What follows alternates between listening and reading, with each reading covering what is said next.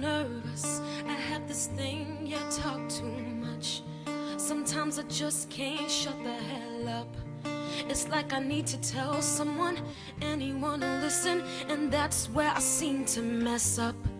Yeah, I forget about the consequences. For a minute there, I lose my senses. And in the heat of the moment, my mouth starts going, the words start flowing. But I never meant to hurt you. I know it's time that I learn to treat the people I love like I wanna be loved. This is a lesson learned, and I hate that I let you down, and I feel so bad about it. I guess karma comes back around, 'cause now I'm the one that's hurting, yes. And I hate that I made you think that the trust we have is broken.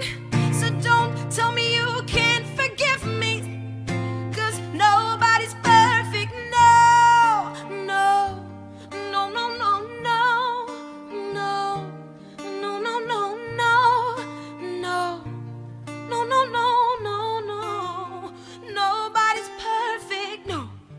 If I could turn back the hands of time, I swear I never would have crossed that line. I should have kept it between us, but Jessie went and told the whole world how she's feeling. So I sit and I weep